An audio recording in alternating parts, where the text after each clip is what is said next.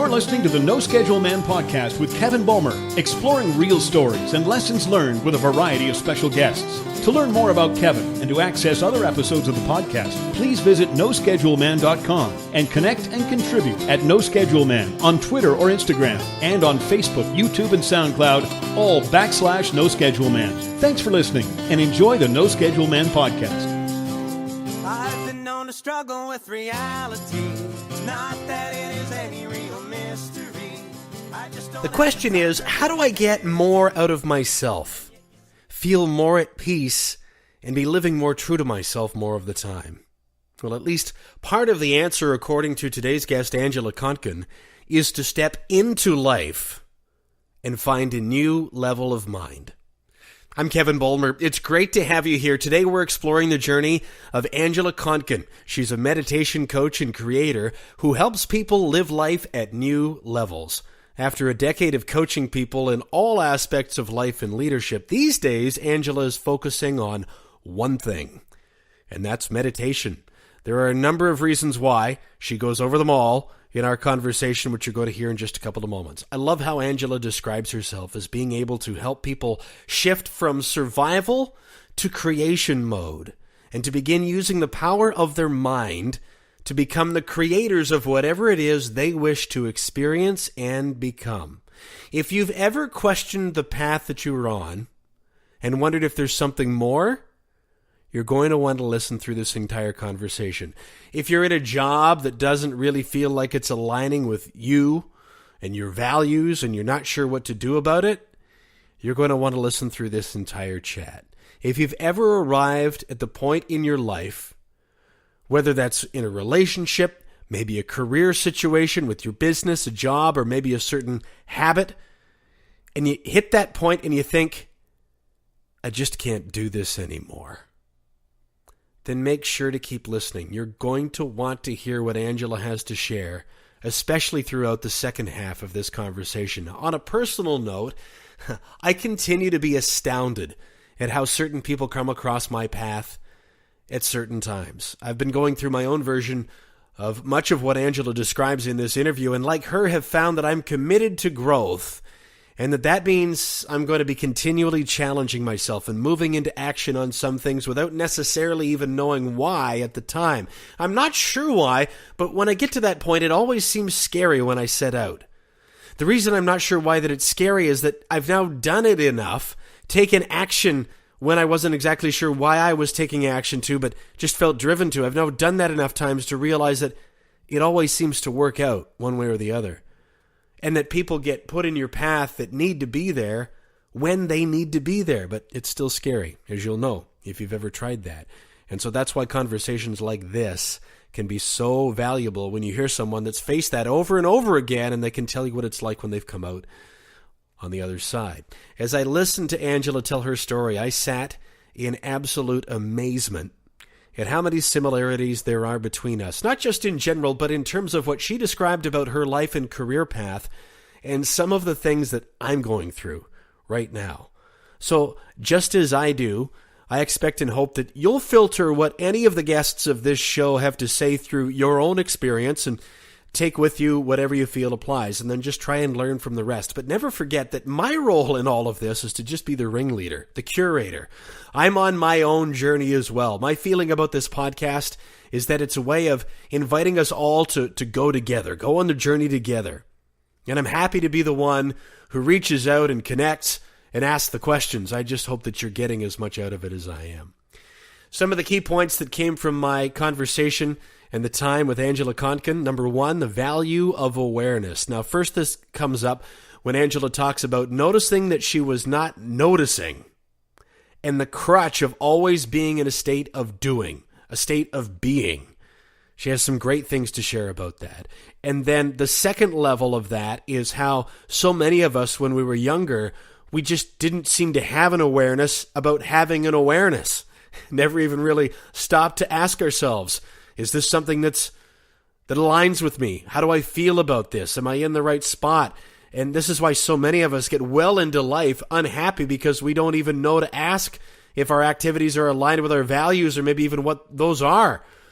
And if the things that we're doing actually bring us joy, and things like that. A lot of us, including myself, grew up somehow feeling like it was wrong or selfish to ask those things. But just letting life kind of go on automatic pilot, that's what can put a lot of us into what Angela describes as the, quote, golden handcuffs. Corporate life, if you will, although it doesn't necessarily have to be that. It could relate to relationships and all sorts of other things related to our lifestyle. So, awareness, the value of awareness, and listen for what Angela has to say about that. Number 2, the joy of rediscovering yourself. Now, ideally, you'll never lose yourself in the first place, and I have a lot of hope that some of the generations that are coming up behind mine are going to be better equipped to be able to avoid this trap of kind of losing some of the parts of themselves that are key and fundamental in the pursuit of what they think they're supposed to be doing, which kind of plays back into the first point that I mentioned. But Angela rediscovered her love for wellness and physical fitness, which had largely fallen out of touch with, or that she had fallen out of touch with along her path. For me, music, this podcast, creative expression, I'm wondering, what is it for you? You get into that point in life that I mentioned at the outset where you take a look around and you're wondering, is this all this is? Like, am I happy? Is this what life's all about? And then once you start really inquiring about what are the things that light you up, that you love to do, that have always been a part of you, that you start to rediscover, what are those? There's a tremendous joy in embracing those things once again. And number 3, and I think this is really important, what to expect once you decide to forge your own destiny. Angela gets us into this a little bit and talks about how when she was in her corporate environment and in a job that she didn't want to be in anymore and hadn't wanted to be for a long time, and ultimately came to the realization that she knew she needed to move on, there was an initial excitement. But then there was some discomfort. And then as you're growing and improving yourself and moving yourself beyond to try to be bigger than your current place, you're inevitably going to come to a point where you'll have a decision to make. Because what's going to happen is you're going to start to feel almost inauthentic as you evolve beyond your current place. I don't know if I'm doing a really good job of explaining that, but it's something to be aware of, and probably is a reason why a lot of us never even set out to try to do something new, is because we don't want to deal with that discomfort. But again, with Angela, you're going to hear somebody that's faced that multiple times and come out the other side and then can leave us clues as to what that trail looks like. So even though we know we're going to ride some rapids, you know that there is a light at the end of that tunnel. Here's the conversation exploring the journey of Angela Kontgen on the No Schedule Man podcast.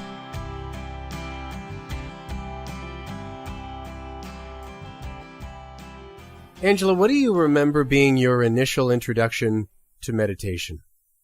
Ooh, my initial introduction. Good question. You know what? I've been practicing yoga now for probably 25 years. And so I guess in the beginning, so it's been 25 years I've been practicing yoga, and I've been doing classes off and on with various teachers. So I would say, you know, it would have been through the practice of yoga with one of those teachers, you know, because meditation is usually, you know, goes hand in hand with, you know, practicing yoga. It's always part of it. But then, you know, so I was introduced to it through my fascination and my practice of yoga, which is still a really big part of my life, my daily life. And that's just taken on many different forms over the years and just deepened, right? So in the beginning, it was just, I'm practicing yoga and it's part of it. Yeah, okay, let's meditate, right? Well, let me take you back even further then to the beginning of the yoga.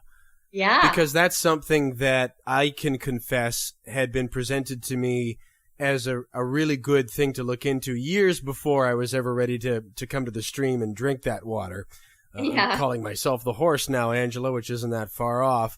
But how did that weave itself into your reality? Oh, gee, yoga. Got to think back there, Kevin. You know what? I was always, physical movement has always been probably since I was a teenager, like 12, 13. I was like running. I was a big avid runner. and always running. And then, so I was always a very active person. Physical fitness was like really important. It was kind of like my Kool-Aid. I needed to be physically active. And then, how did I discover yoga? I really actually don't know how it popped into my life, but as soon as it did, and the type of yoga that did pop into my life, and I actually don't know where this came from.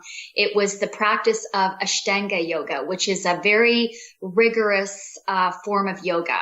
And I thought, oh my goodness, this is a great complement to my running. I was like kind of a real fitness fanatic in those days. And so I started this practice of Ashtanga yoga, and I don't know, it just made me feel so good. So I don't know how it came about though. I really don't. I just discovered it and I thought, this is really cool. And I just immersed myself in it. And when my son was really young, it was something I could do and incorporate easily into my life. Even if I wasn't taking classes, I could just do it anywhere. What else then was going on in the rest of your life at that time? Sort of professionally or even before that, as you were growing up, what interests you had and what you thought was going to become your destiny as you weaved your way into the world. What do you remember about that? Well, what I remember very early on, as I alluded to it just now, physical fitness, being physically active was always really important to me. I just, growing up, my teenage years, we moved around a lot. And one of the places that we moved to when I was early on in high school, we moved from Ontario to Quebec. And it was a really hard move. Out of all the moves that my parents did, that was really, really hard. And I remember at that point moving from Ontario to Quebec, my dad was just setting up a business. My mom got really sick emotionally and mentally. And for me, physical fitness, especially running at that time, became my outlet.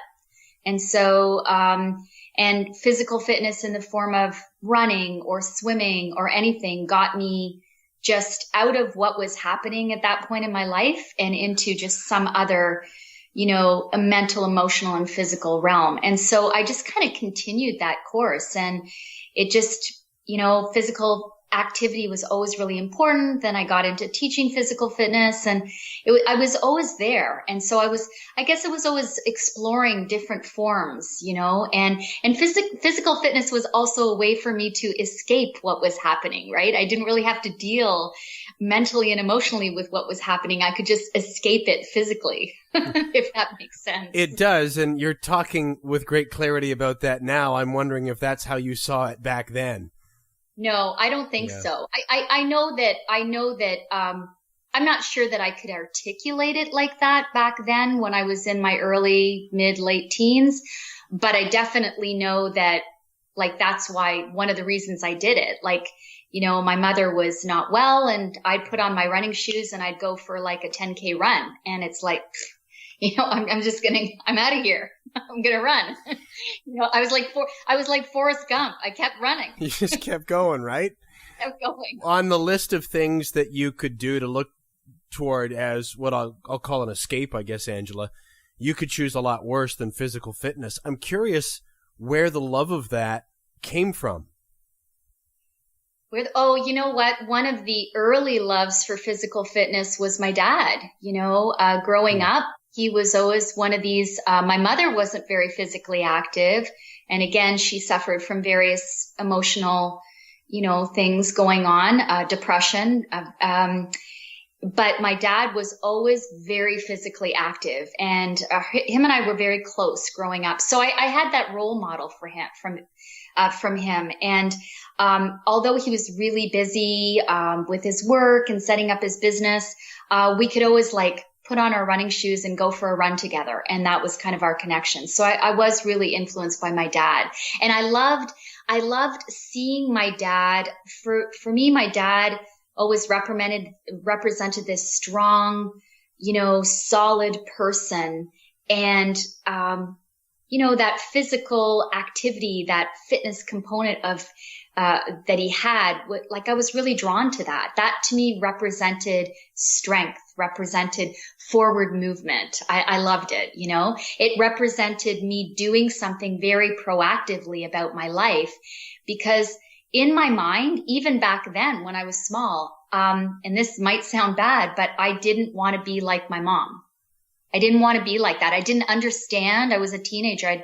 I didn't understand what was going on. You know, Jerry, who, my life partner, he just finished writing the book Influence, and my story's captured in there. And he, you know, captured how like that physical movement was a way for me to just kind of like distance myself from what I saw what was going on with my mom. I was a kid. I didn't know. And so in my mind, I just said, I'm not going to be like that. And so physical fitness, running, activity represented to me another way that I wasn't going to be like that. So, you know? What really was going on with your mom? Well, you know what? I think my mother she's a wonderful person, but mentally and emotionally, she just, you know, with all the moves that we did, my dad setting up his business in my early teens, moving, you know, in Quebec. It was just really hard. There was a lot of things that happened at that point, the death of her father, and she just spiraled downwards emotionally, and she just couldn't regroup. She just couldn't get it back together. And that happens to some of us, right? Some of us encounter these challenges in life, and then we find certain ways to regroup, to cope, to get back on track. And my mother has always found it so like she hasn't been able to. And so it is what it is, right? And I found for so many years of my life, I judged my mother and that journey, and I didn't want to be like my mother. And so part of my journey has been to acceptance and understanding her a little bit more, right? I mean, so it's been a cool kind of learning and understanding both of what she went through, but also what I went through, you know? Yeah. That's an interesting dynamic that you're describing, Angela, and it is too bad, certainly, that your mom went through things the way that it sounds like she has. On the other side of that, though, I'm interested to learn a little bit more about your dad, where you talked about him representing strength and being solid, and you talked a little bit about the physical fitness attributes and how you picked a lot of that up from him, but I'm guessing that was just part of the overall equation in terms of what you perceived from him as strength. What were some of the other qualities that you observed from your dad that you admired so much? Some other qualities was he was very much the entrepreneur. He had goals, he had dreams, hence him wanting to get away from corporate life and set up his own thing. You know, like he was always exploring different things. Like, my dad could take apart a car and put it back together. If you sit with my dad over a beer and I was born in the Middle East, in Saudi Arabia, and, which growing up to me, I thought that was really weird, but today I think that's so cool that I was born in the Middle East. And the reason I was born there was my dad traveled a lot, with what he did. He was in the car industry. And when you hear my dad describe his early young days in the Middle East, my dad was the kind of person that went skin diving and with sharks, you know, in the Red Sea. He drove across the Sahara Desert in these car rallies.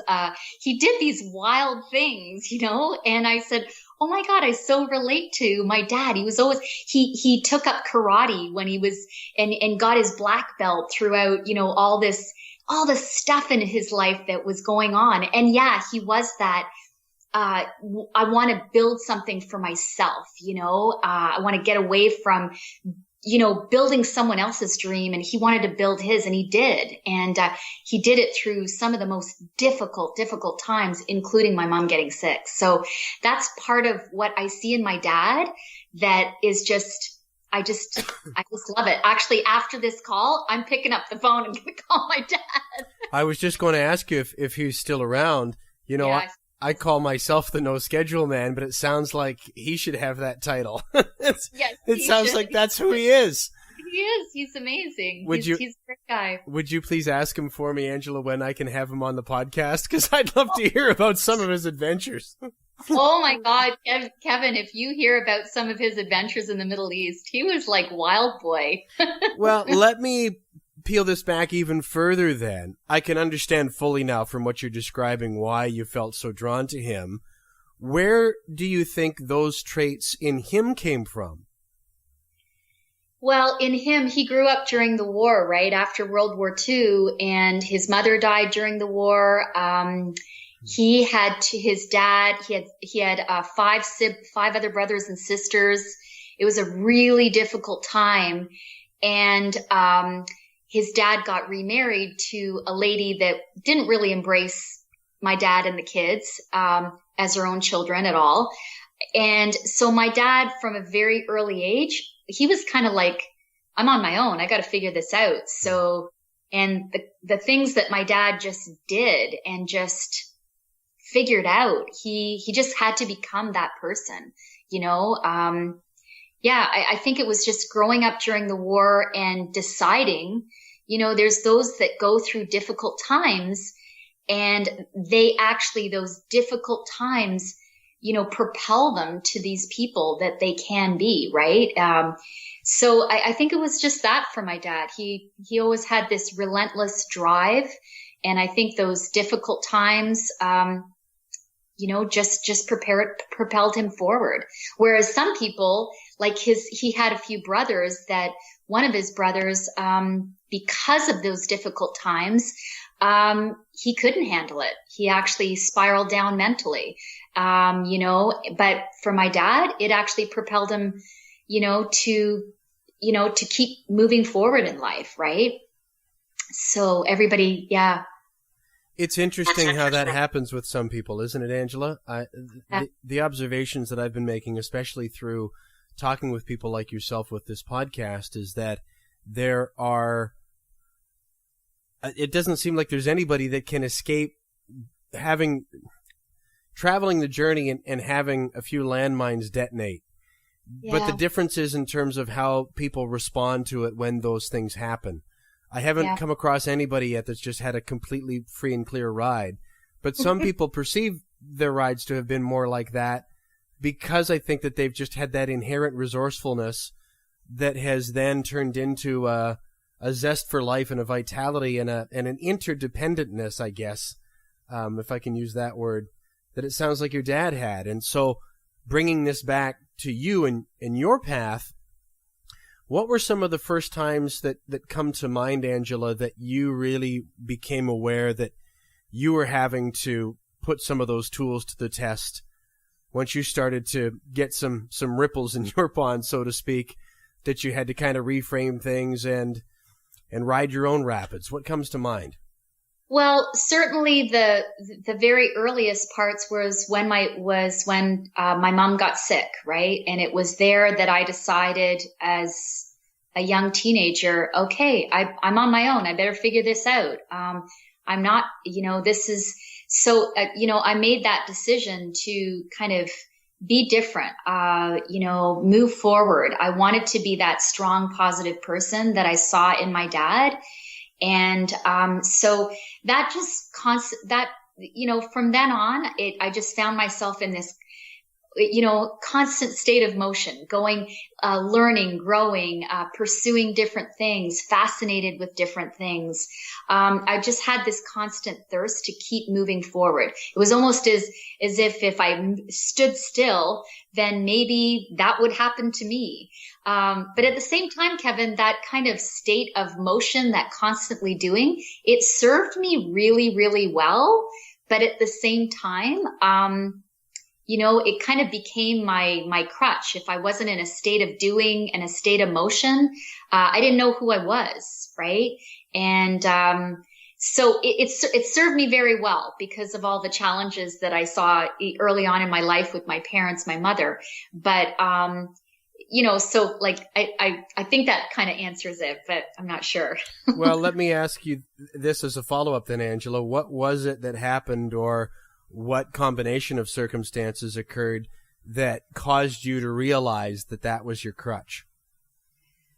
Oh, I think when I was, certainly when I was getting into my late 20s, my 30s, I was married, I had a couple of kids.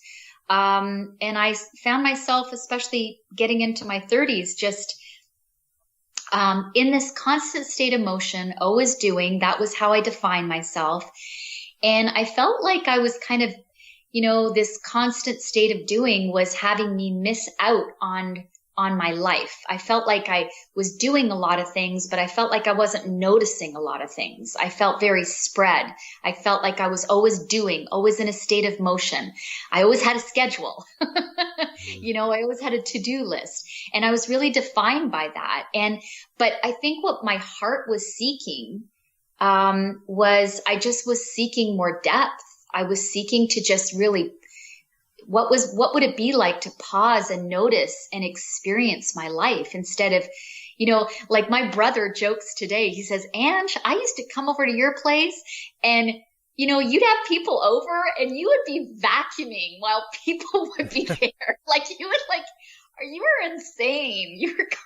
And I go, I know, I was crazy. It was just, I had to constantly be doing something. It was, and it was as if I wasn't doing, I didn't feel like I was worthy. I was like valuable. That's how I started defining my worth, Kevin. And it was exhausting. Mm-hmm. No, I know exactly what you mean. I suspect I have my own version of that story, but I'm going to come back to what was it that made you notice that you weren't noticing? Well, first of all, it was the way I was feeling in my 30s, especially my mid 30s. I was like I was flatlining. I was depressed. I would find myself, I was still in my corporate job at that time, which I didn't like at all, was sucking like the life force out of me. And I found myself I was in sales, driving into work every day, like literally in tears. And it was just my emotional state. I was a wreck. I was so unhappy. And so that's where I really started waking up going, oh my God, like I can't be like, continue to live this way. This is crazy. I don't want to I remember thinking to myself, I do not want to turn 40, like in 5 or 6 years and feel this way. I remember thinking of that I was like so intentional. I was going, I am not going to hit 40 feeling like I do right now. I just didn't want to do that. Can you take me quickly into, if we back up just a little bit, where I'd like to end up with this, Angela, is right where we left off, in the corporate job, feeling as you just described. Can you give me the 5-cent tour in terms of how your career evolved to get you to that point? How my career in corporate evolved to get me to the point where I was really unhappy? To clarify, I'm looking to give anybody listening just a little bit of context about how this vivacious, energetic, dad-loving, physically active young woman goes out into the world, starts a family, follows what I'll call the script, gets into the working world, knows something, and not just that she likes to do, the physical fitness, and I think that there's probably a whole wellness aspect to that as well. Yeah. But what she perceives out of life to be something that you would aspire to, that model having been your dad, where all of a sudden you arrive at where we were just a moment ago in the corporate world, in tears going in every day, asking if there's something more to life. How did you get there? How did I get there? I think there's many paths to how I got there, but I think that first of all, I think early on in life, in your 20s, when you get into things in life, like you get into the marriage, you get into the kids, you get into the great paying corporate job and the new house with the 2-car garage and then the 3-car garage. And you think that's the way what you should be doing. And so you just get into that, and you're not asking yourself the questions at that point before you get into it. Like, is this what I really want? And does this bring me joy? And what do I value about it? You're not even asking yourself those questions because you're not even aware to ask yourself these questions. And so then life takes over, and then you start on that treadmill, and then all of a sudden you get that corporate job that has to pay for the house, that has to pay for the kids, that has all these things that you think you need that don't fill you up. And the corporate job is in no way aligned to anything you value, which you don't know at the beginning when you take the corporate job. Okay. Mm-hmm. You don't know that. You just think, hey, this is a great corporate job. Yeah. No. Look at me. Yoo-hoo! It says I'm important on this little card they gave me. And they put a paycheck into my account every couple of weeks. It's great, right? I should be happy. I know. And I've got benefits. Woohoo! So it's like, you think that is what you need to be doing. Everyone's doing it, and you don't even question it. And you get on that treadmill, and then before long, years down the line, you find yourself totally numbed out, and you're not at all enjoying, and even more deeply, you don't even believe in what you're doing. Yeah. Like, I didn't believe in what I was doing. And it came to the forefront that I didn't believe in it. And what I was doing was not making a difference. It wasn't. I was in pharmaceutical sales. And in my mind, I was not doing one iota of benefit in doing that. But I didn't know that when I got into it. Hey, I'm in sales. I get to go around and talk to doctors. Woohoo! And sorry, people can't. I'm seeing a video feed of you, so I'm getting quite a show. She's waving her arms like one of those blow-up tube guys outside the gas net. Now I'm doing it. Woohoo! People have been telling me, sorry to interrupt you, people have been telling me that I should put this on video and release it that way, and you're convincing me that maybe they have a point. Anyway, yeah. Sorry, you're walking around and talking to doctors. Woohoo. I believe that's where I interrupted you. So, you think, and then all of a sudden, Kevin, I think in my mid-30s when I started noticing how unhappy I was. And that's where I was always into reading and personal growth, but I started getting more deeply into it. And that's where I started really figuring out, wow, none of this aligns with what I value. I don't feel like I'm making a difference. I don't feel like I'm growing at anything that matters. And it just hit me like a 2x4 in the face. It was like, oh my God, I had gotten away, even though I was still a runner and did things, I had gotten away from like really being into health and wellness and, that whole side of things. I'd gotten away from it, and that was so important to me. So I got on this other treadmill. How'd I get here? Woohoo! Well, while all that was happening, what was going on in the marriage at that time? How well was that going? Ooh, not so good. Not so good. What started off with, two people, having laughs, thinking they had something in common. Two good people. Like my ex is a good person, very good person. And we had good times early on in our marriage, but we didn't even have the awareness to ask ourselves or to connect with each other and talk to each other in a way that was like, hey, what do you value and what's important to you in life? We didn't even ask each other those questions, but we didn't have the awareness, right? Yeah.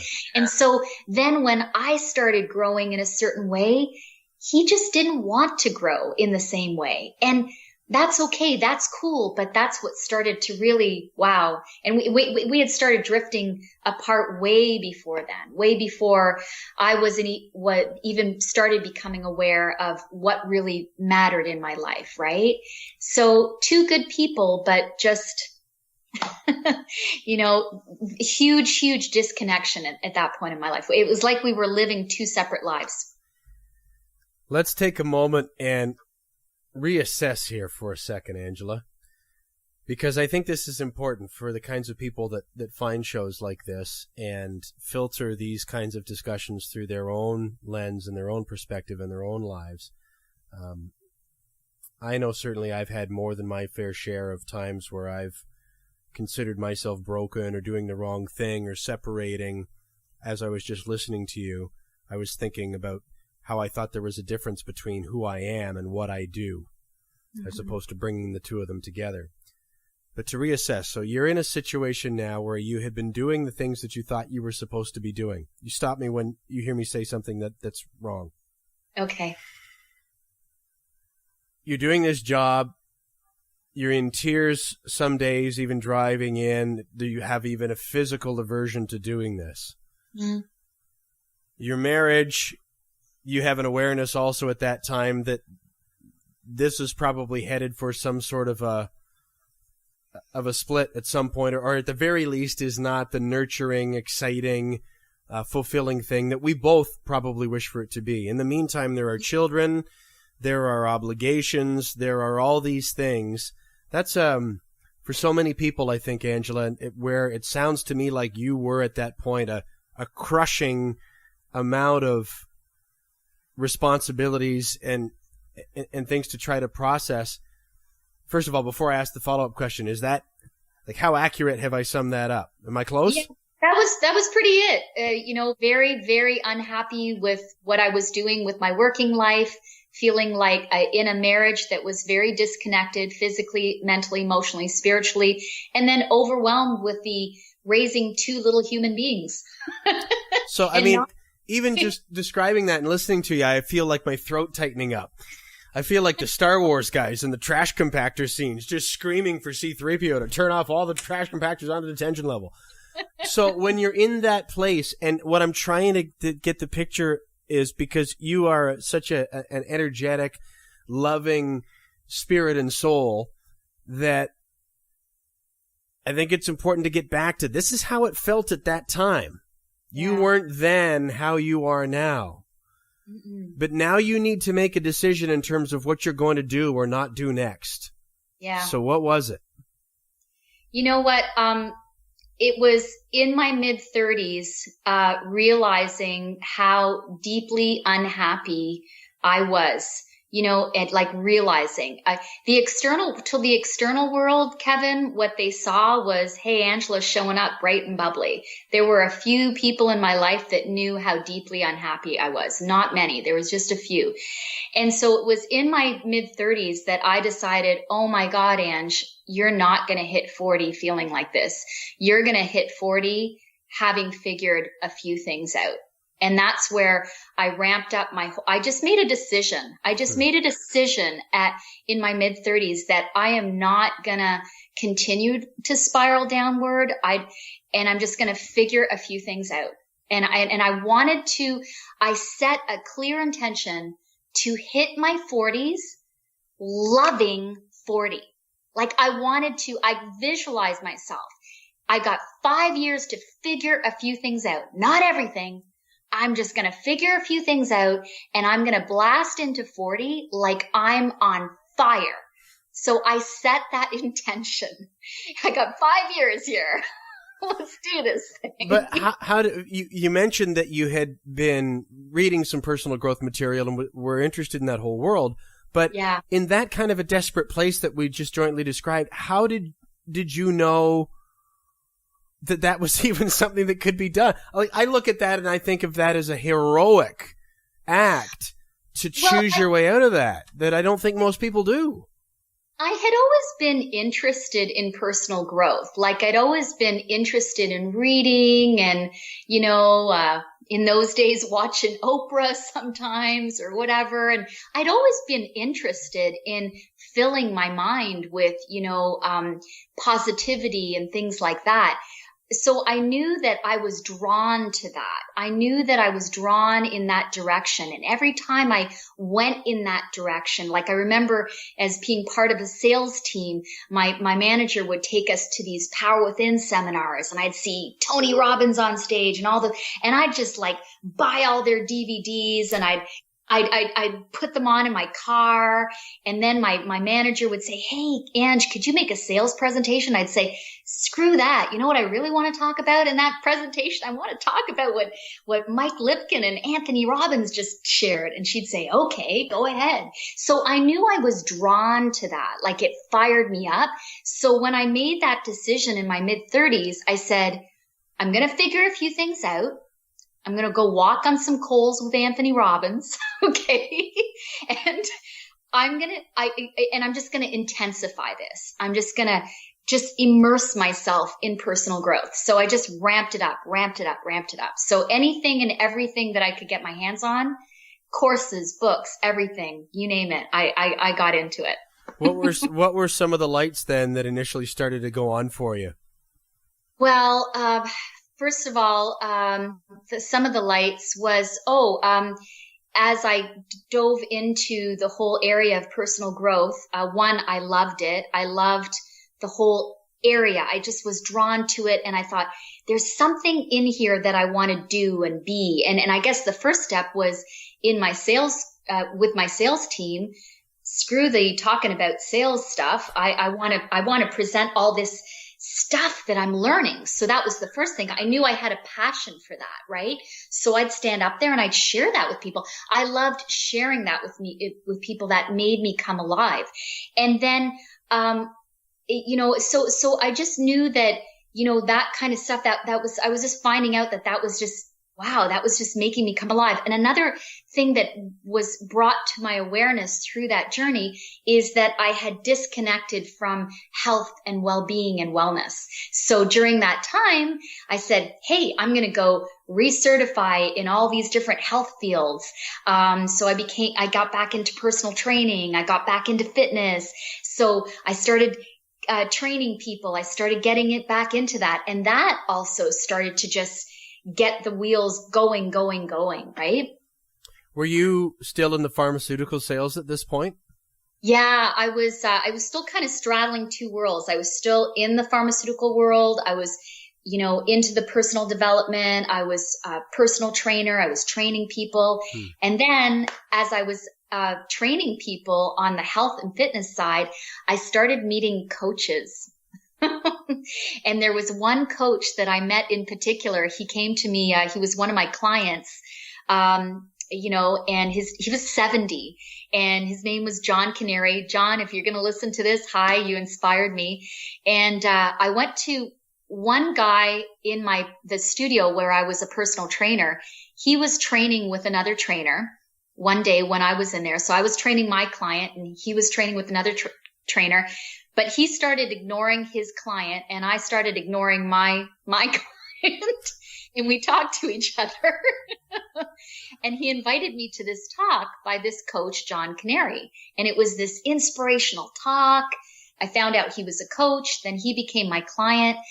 And I remember as I was training John, who, he was 70, he says, I was a coach before they even knew what the hell coaches were, right?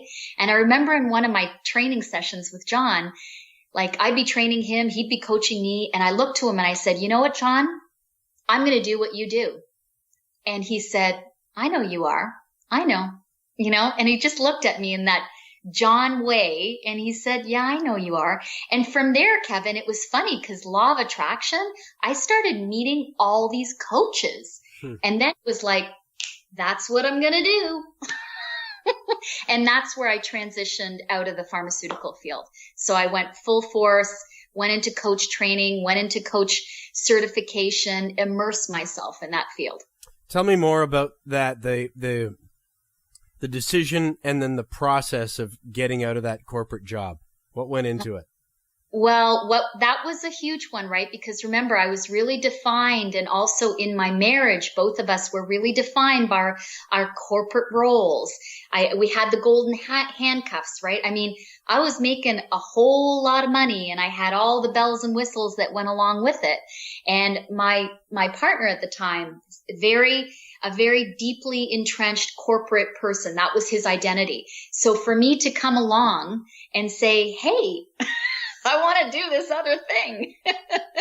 So at first he looked at me okay, well, this is yet another one of Angela's little things. So he kind of humored me and said, okay, explore it for a while. So I took a little bit of a sabbatical at first from corporate life, but he always thought, oh, she's going to go back to it. And there was fear, right? There was fear on his part. Hey, I'm going off and doing my own thing. And there was also fear on my part because I'm thinking to myself, wow, I'm leaving the security of this corporate life, the golden handcuffs. Can I really be a success in something else.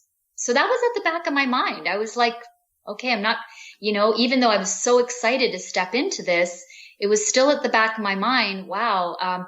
Well, if you do this, Angela, you better make it work, and you better make this a success. And do you think you can be a success? Like, there was doubt, right? There was uncertainty. There was, you're leaving a lot of comfort, security, and stuff like that when you leave the corporate life, which is why so few people do it, right? How did you know when it was time to go? Oh, I knew because I took about a year and a half, 2 years sabbatical to pursue my coach training and certification.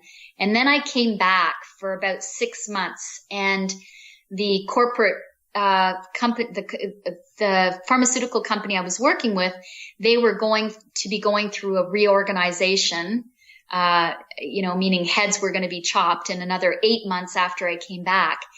And I knew as soon as I got back that, oh my God, my energy was it's like the Dementors from Harry Potter. Like, the life force was being sucked out of me. And I thought, so I was straddling both worlds. I had the coaching world. I had my clients. I was creating some really neat things. I had all these cool clients in that realm. And then I went back temporarily to this corporate world where the life force was being sucked out of me. And so I knew I just could not do that anymore. I couldn't. So yeah, I had to make a decision. What did that feel like when you finally made it? Oh my God. When I finally made it, the company I was with, they were going through the reorg, and I said to my boss, I said, listen, you know what? Spare a few people. Cut me. Just cut me loose. I can't do this anymore. And she did. And I remember the day that she handed me my little package or my papers, and I drove away and I could breathe. I was like, were you singing Free Fallin' like Jerry Maguire? oh my God. Now her arms are back up again. She was doing the reverse of the flappy two-arm guy there a minute ago when her life force was being sucked away. And now her arms are back up. She's got the roller coaster look going on. Oh, yeah. I was on a roller coaster. That's what I felt like. It was amazing. It's interesting how those things evolve, isn't it? Of what happened with the company and how you were able to just kind of step off. Now, I don't mean to make that sound more casual than it was. It's still an enormously courageous act. But before we move on in the story, Angela, I'd like if you could talk a little bit more about, you've used the phrase straddling both worlds or straddling two worlds. And I really appreciate that because I think from my own experience, I know exactly what you're talking about. Yeah. And this is something I think is valuable to anybody that's listening that comes to a similar place where they're doing everything that they think that they're just supposed to be doing and think, wow, like there's got to be more to life than this. I've been able to reflect, Angela, that it's been in my nature to try to fix something.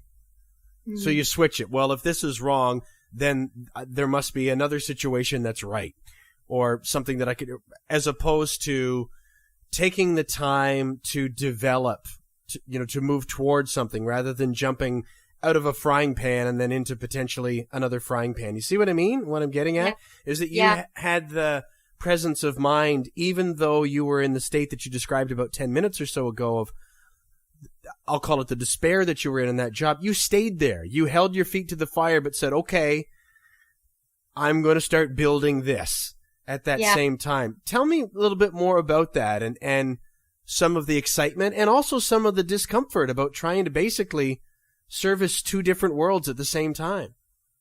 Well, in the beginning, Kevin, when you find something like when I found coaching and back into the health and wellness field and I was still in that corporate realm, you're excited because you have found something new. So in the beginning, it actually energizes that other, life-sucking part of you, that corporate life. Okay, it actually adds some sort of energy because I actually brought that kind of newfound, oh my goodness, I'm pursuing this, and I added some of that into, I'd actually, do some coaching with the physicians that I was into.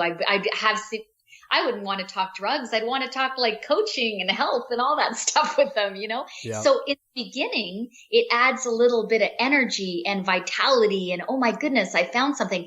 But as you move forward, you feel that you are no longer, when you go into that other world, I'm inauthentic and I'm not living my dream and my values, and I don't value that. I don't love that. And you know what? The biggest thing, I don't believe in it. Yeah. I don't believe it serves humanity. I don't believe it serves anybody. So in the beginning, you're energized because you found something. But as you go deeper and deeper into that which you love, you go, I don't recognize who I am there. And I don't like it there. And I don't believe in what I'm doing there, And so you find you're at a place where you can no longer straddle two worlds. You have to choose. You're at that crossroads. It's this or that. And you just got to go and leap with a wide open heart and hope that it's going to be okay. Well, so you leapt. What happened in the immediate aftermath of that? Well, you know what? In my early days of coaching, I was very not lucky. I landed some really great clients. I did a lot of corporate coaching. I just landed clients. I just was really good at that. And so I was in my early days leaving corporate.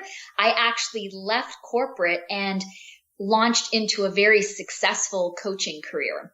So very successful, I had a couple of partners and we just were rocking that, coaching world, especially in the corporate environment. But that's where my coaching evolved as well, because along the way, 5 to 6 years in, I realized that corporate coaching was not where I wanted to be. I didn't want to be coaching people on their performance and things like that. And that really came to a head when I got hired by Ford to be a coach and to work with people, to help them in different aspects of life. And again, that came down to performance. And what came to the forefront for me was, whenever you're in that corporate world, I'm sorry for people that are still there, it always comes down to not working with people, but it comes down to numbers and performance and spreadsheets and crap like that. And I'm like, no. So there were 2 points there where I figured, does that make sense? So that's where my coaching evolved. And that's what got me on the path to meditation. So that was interesting in itself. Well, let's talk about meditation. Back where we started roughly 40 minutes ago, where I asked you how you were first introduced to that. How was that weaving itself more into your day-to-day state of being as all of that developed? Maybe I'll just stop there because I think we're going to get, if you've already perceived, I'm sure, Angela, if you let me keep talking, I will, but I'm more interested in hearing your story. I already know mine. But to get to the point where you thought this is the way, or at least part of the way that I think I can better serve, I'm guessing then, you tell me if I'm wrong, that meditation was one of the things that was really weaving itself into who you were as that path developed. How fair is that? There's multiple ways that meditation was weaving itself more and more into my life, Kevin. It had woven itself more into my life in my personal training days. I was exploring that mind, body, spirit. I remember training executive clients and always ending my session with a meditation. And what I saw there were people were craving. They were craving to still their mind. And they just loved it when I would integrate meditation into our sessions. Then I started exploring the whole world of Buddhism. I found this really cool little Buddhist temple and I started exploring that world, and the whole principles of Buddhism opened up my world to, actually stepping even more into my life, and then the whole meditation front. And then as I was doing a lot of this leadership, life coaching, what I was really finding, Kevin, So here I am meditating. I'm exploring all these different realms. I'm coaching all these different things. But what it came down to in my coaching was no matter what I was working with people on, okay, it all came down to the quality of their mind. What was happening up here? You know, it came down to that for me. What was in my mind was like everything. The quality of my mind was everything. And so what I was finding to be so powerful, both in what I was learning about meditation, what I was experiencing, was that meditation was a powerful way to train and condition the mind. And when you train and condition the mind, you can help people with anything. It all starts from there. So I always say I used to coach people on all aspects of life and leadership. Today, I focus on one thing that influences everything because it trains the mind. And we have very untrained, deconditioned minds, mine included. There's something on your website that, well, there are several things on your website I absolutely love. I'm going to share one of them with you. Okay. It says, if you are up to greatness, you're going to need a new level of mind. Mm-hmm. I absolutely love how that's phrased. With that in mind, I'll then bring us back to asking you how that manifested along that path while you're doing the coaching, working a lot in corporate, realizing that wasn't exactly what you wanted to do. Tell me about the light bulb of, aha, meditation is at least part of, if not the whole way here. How did that happen? You know what? It was what I was experiencing in my own life. I realized more and more that the quality of my life depended on the quality of my mind. Every time from that pivotal point when I was 35 and I decided I got 5 years to figure a few things out, so I'm going to immerse myself into personal development. That was a way of training my mind, you know, and so it was all about training and conditioning my mind. But what I found with the personal development field, which I still love and I'm still addicted to books and all that stuff, was I was still seeking things external to me. I was still seeking the answers in the external. It's the next book. It's the next course. It's this, that. And it left me where what I knew was that everything came down to the quality of my mind and my thinking. And if I could train and condition that, and I could find a way to go within, maybe I wouldn't be constantly seeking everything and anything outside of myself. But I had to find a way in. I had to find a way to train this, you know, and then that would help me find a way in. And that's where the beauty and the greatness and your core and the magic lie, you know, and that's been my path. Like, I want to find a way in. I call meditation the railroad track in, you know?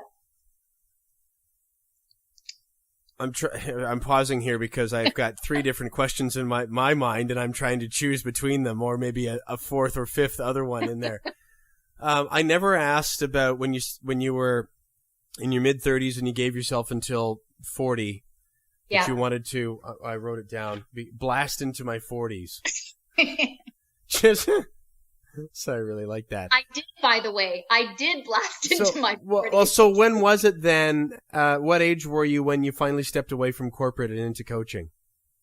Ooh, corporate into coaching. I'm backing us up here a bit. Forgive me for that, but I want to fill in a little bit of the story here. It's okay, because I've been away from corporate. I'm 50, so I've been away from corporate now I left in 2007, 2008. So I've been away for a while. So it was before I turned 40 that I was like really getting out of corporate. Yeah. Interesting how that worked. You gave yourself that window, and it sounds like it delivered it exactly. Other thing forgive me, this sounds like not the proper way to put it, but the other loose end to tie up here is, as all that developed, what happened with the marriage? It dissolved. It dissolved. So, you know what? As I was doing a lot of this work on myself, a lot of personal growth, one thing I was, you start to create clarity on what it is you want to experience in your life. And you start to create, you start to really get clear on what you value and what matters most to you.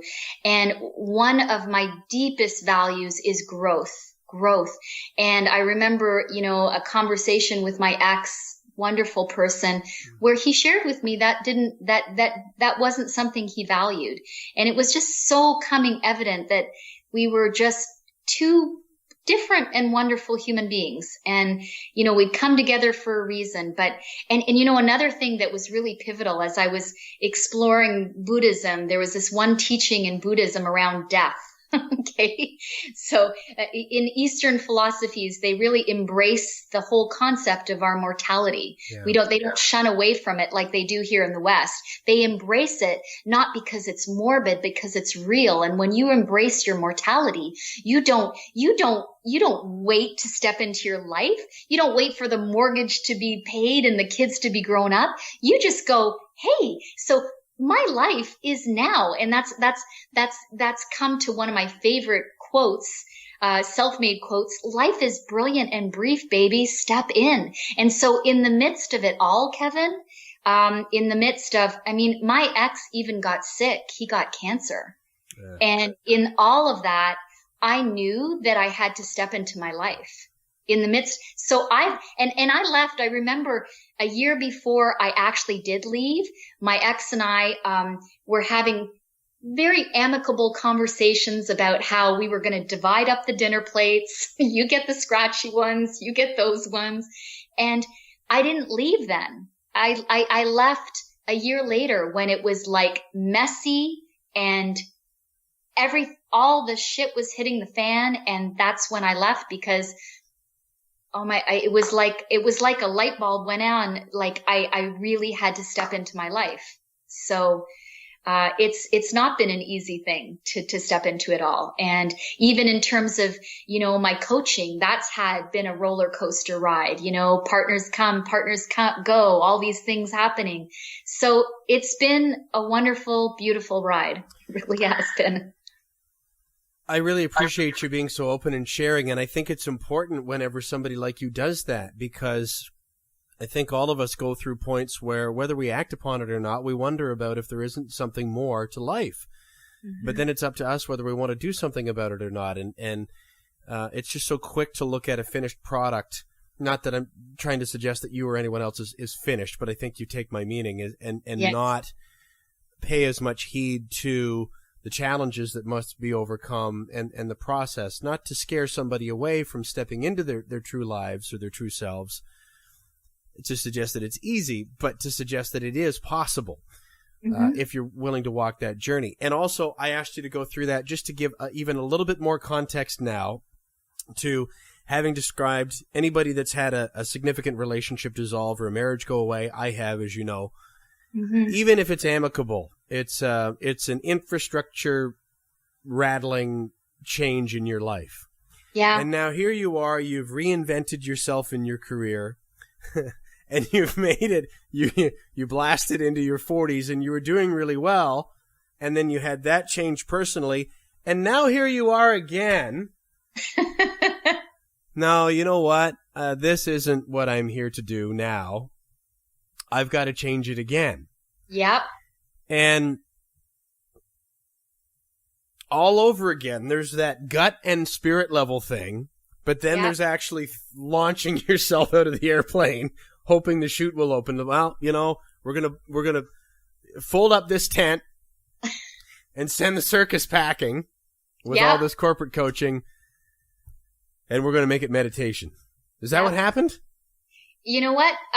It's what happened, Kevin. It was, you know what? I think, there was a time where I launched into the corporate coaching. I love the coaching world. The corporate coaching was a great gig, paid lots of money. But then along the way, I was back in that, hey, wait a minute. It's kind of almost the same thing, different coat. I'm still in that realm. I'm still being, working with people on not what they want to be working on, but what the corporation wants them to be working on. And I remember my last day, with this one corporate coaching initiative where I went out west to see one of my clients. And it was my last day with them because I was leaving that coaching initiative. And I went in, and this guy was so neat. He had this mid-sized organization, great guy to work with. And, so I said, oh, it's my last day, so what do you guys want to do? What would be meaningful for you to do today? And he's, do you want to, there was this survey that I was supposed to unpack for them so that, the survey that the corporation was doing on them, right? And their people. And I said, do you want to see the results of that survey? And he said, fuck no, I don't want to see the results of that survey. Excuse me for swearing. And I said, well, what do you want to do then? And he said, Ange, I want you to make my people feel good. Let's do something to make them feel good. And I said, okay, let's do that. And you know what? That just came like full circle to me. This was about working with people, helping them with their lives, not helping them with their performance and doing more and spreadsheets and market share and all that kind of crap. It was about working with people and just working with them, and that was what was meaningful to me. Right. And so I left, and then it, and I continued on the coaching realm, Kevin, but I was always searching for that one thing that I could focus on with someone. And it didn't matter what area of their life that they just need a little bit of support in, that one thing would help in some way. And so that's what I found with meditation. So it doesn't matter if I'm working with someone and they want improvement in their business, or they want improvement in their relationships. I can help them through meditation go within, calm their brain, calm their mind, go within, find their center, and it impacts everything. And I love that. I love it. You've already started to answer this next question, but I was wanting to ask you what it's been like. If you can maybe expand on it a little further versus where you came from to following that intuition and helping people on that level. What's it like when you see those lights go on, or maybe, as is more apropos, go off for them? You know what? One, it's amazing. First of all, getting into the whole area of meditation and meditation coaching, I feel like for the first time in my life, I'm not pushing a rock up a hill. I feel like there's this flow in my life. I feel like things are coming, and that's the universe saying, Ange, you're on the right path. And before, Kevin, I never felt like I could move the needle, help someone move the needle that much, because there was so much going on. And now, because I'm helping them find that path within, I'm actually hearing things like, Ange, oh my goodness, I can't even recognize myself. People around me don't even recognize me. My husband, but that's in a good way, right? Like I can't even recognize myself. And it's so amazing, Kevin, because if one person said that to you in the midst of all the challenges and difficulties that you face on this path, if one person said that to you, you'd go, wow, that was freaking worth it. Holy crap, that was so worth it. It's just amazing. So, but I think with meditation and the work I'm doing there, I feel like there's a deepening.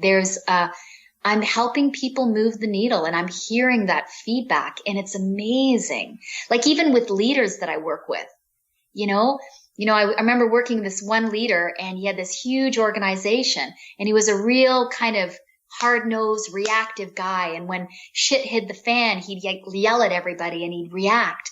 And so after a few months of coaching, a whole bunch of stuff was going on in his organization. I said, so what's the difference today? How are you showing up for it all? And he said, you know what, Ange? I'm not reacting. He said, it's like I'm able to stand back, pause, and I'm able to be with it in a way better way. And I said, well, what do you attribute it to? He said, I attribute it to meditation. What does your dad think of all of this? Oh, he always thinks it's really cool. My dad is the kind of person, he thinks whatever I'm up to is cool. So my dad will be the kind of person, he'll come over and say, so what are you up to now, Ange? He's that kind of guy. And so he loves it when he comes over. Jerry and I are always up to something. So he's always devouring our books, our magazines. He's like, oh my goodness, what are you guys up to? So yeah, he just thinks it's absolutely wonderful. That's great. That's great. Angela, thank you so much for sharing all this. Before we wrap up, how can people reach out to you? Or I'm wondering if geography is a challenge, can people work with you remotely via the magic of the interwebs? Or what would you say to people that might want to reach out and talk with you and maybe work with you? Well, first of all, thank you for asking, Kevin. Mm-hmm. And by the way, it's been so fun being on this. It goes quick, doesn't it? Way too quick. It goes quick. I could go for another hour. I know, me too. No, most of my work today is done virtually with people. So it's either phone, a lot of Zoom, Skyping like this. And actually, so they can find me on my website, email me. My website's angelakontgen.com. And this summer, I'm launching something really cool. Is it okay to share that? Please. Yeah, it's called Symphonies for the Mind. So it's going to be a monthly thing where I'm going to the meditation that I'm going to be creating is actually going to be a symphony for your mind. And it's meant to unlock the potential to use the mind for what it's meant to be used as this creative, like beautiful thing. So just imagine every month you'll get a symphony for the mind. So anyway, stay tuned for that. So I just wanted to share that because I'm pretty excited about it. Well, it sounds absolutely awesome. And before we move on to other things, while we're still recording and things that part of it that we can share with other people, you've heard me say this, but I also want to acknowledge to anybody listening, so much of what you described could have just been word for word describing what things have been like for me the last couple of years. And as you know, I've been divorced, have a great relationship with my former wife, but have really been enjoying nurturing a new relationship now with my sweetheart Caroline, who you met when she showed up to a mutual friend's book launch. Mm-hmm. She has been watching me and supporting me, bounce around trying to create this life sort of like you did. And has been supported, but has just, when your partner views it from a different perch, right? Because they're not sort of in that trench every single day. And I didn't know that she was going to be there that night, Ange. And so this room, just to paint a picture for people listening, you had to go up a set of stairs to get into this room. And my two boys were with me. My youngest son went first. He was first up the stairs, and I heard him gasp, and he goes, Caroline, because he was surprised that she had come. That she, I think, I don't mean to put words in her mouth, but was so curious about, to your point about when people point out to you that they see the difference. I think that she had seen that, boy, you're hanging out with, it was Michael Doyle, our mutual friend that was releasing his book At the Helm.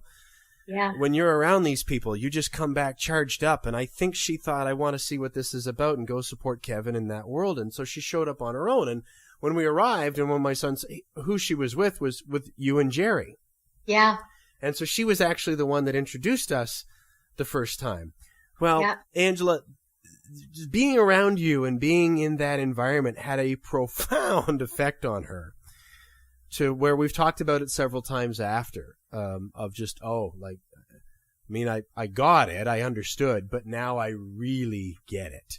Just in terms of being that, it's almost like breathing pure oxygen when you didn't know that you were just in polluted air. Which I say with love and respect to the people that we work with, that we're in an environment that we've chosen we maybe want to move beyond. Yeah. But I share that story both as a sincere thanks for just being who you are. Thank you. And as an example of how powerful that can be when you get together with somebody like yourself to really experience that sort of safe, nurturing, positive, empowering, encouraging energy. I hope people will reach out to you and find out for themselves. And I just offer that humbly and sincerely before we click stop on the podcast. And when you hear stories like that, Kevin, like you alluded to when we were talking earlier, that, some people hearing some of the challenges that you go through on this journey to just living your own life on your terms, it might turn them off. But when you experience something like that and hear a story like that, you go, wow, that's awesome.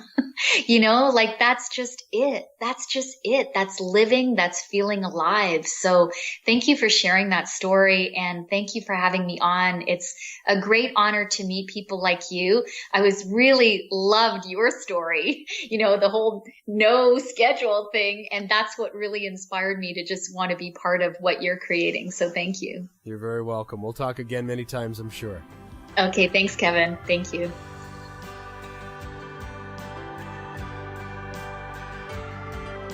You can connect with Angela online on her website, angelakontgen.com. Let me spell her name for you. Angela is Angela. Her last name is spelled with a K, Kontgen. Angela, Angela, Kontgen, Kontgen.com. And of course, you can find that and all the links to her work and to her social feeds on my site at noscheduleman.com. This is episode 49 that you want to look for, and you'll get all the links to Angela. If you're just maybe listening to this remotely and you've got your phone handy, you want to look Angela up on Facebook, you can find her at facebook.com/angela.kontgen, and you can find her on YouTube as well. She's got a channel up there. If you go to YouTube and put her name into the search bar, I'm sure that you're going to find her. If you like this episode, I'm absolutely certain you'll like last week's show as well. The Paradox of People-Pleasing with somebody else that's well into meditation and known as the happiness coach, Amanda Weber. That's episode 48. Go give that a listen. You're also going to love Lori Hawkins. She was the subject of episode 46 and tells her own story of discovering that while she was certainly really successful by anyone's standards, had arrived at a certain point both in business and in life where she just knew some changes had to be made, and she made them, and describes all of that in episode 46 called Soul-Centered Sales. Another one I think you'll love is episode 33 called Embracing Contentment and Letting Go with my great buddy Derek Botton. It's Derek's voice at the very beginning of every single one of these podcast episodes. One of my dear friends, and it was awesome to have that podcast conversation with him, which is all about finally letting go of the things that are dragging you down and allowing yourself to trust yourself to go and do the things that you really want to do and what life is like once you've done that. If you want to know what that's like, go and listen to that episode with Derek. It's episode 33. You can find all of those and all other archived episodes of the No Schedule Man podcast at iTunes or at noschedulemanpodcast.com. In the meantime, you can reach me at kevinbulmer.com. noscheduleman.com will take you to the same place. All my social media channel links are up there, as is the sign up for my email list, and I'd love for you to keep in touch. And I do hope that you'll join me on this journey and speak up. Let me know what you think.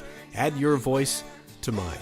I want to thank you again for taking the time to listen and to share part of your day with me. I'm grateful.